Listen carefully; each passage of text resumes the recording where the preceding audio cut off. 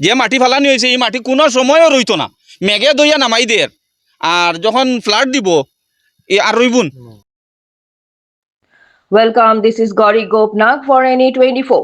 Residents of Bhagadahar Barjuraya demanding the urgent transfer of K. Yusuf Zaman, an engineer from the Water Resources Department, accusing him of mismanagement and fostering a syndicate-like system during the ongoing embankment repair project.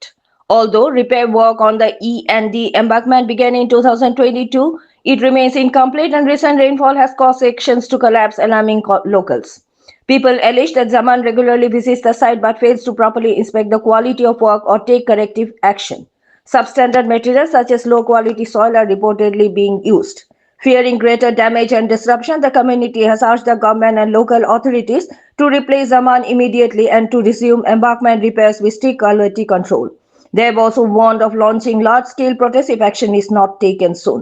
For more news and updates, subscribe our channel NE24 YouTube and support us by following our page. ই এন্ডির বান্দর মাঝে engineer হল খালি আইন আর যায় বলের লইয়া আইবার কন্ট্রাক্টরের লগে দেখা করিয়া যাইবা ইনো কিতা মাটি ফলের কিতা না আমরা পাবলিকে হলে যদি তারার কাছে আবদার করি যে নিকানো স্যার ইতার ২২ মাটি ফলের মেঘ দিলে দইয়া যাইব গা। এখন মাত্র ২ দিন মেঘ হইছে, লগে এই ২ দিন কুর ভিতরে কয়েকটা জায়গা দোষিয়া আবার নিচে গেছে গা। যদি ফ্লাড আয় আমরা বিভাগীয় কর্মকর্তা হলোর কাছে আবদার রাখি আর ইয়া অতি সত্তর আপনারা চেক করুন, ইঞ্জিনিয়ারের ফিসে তদন্ত করুন।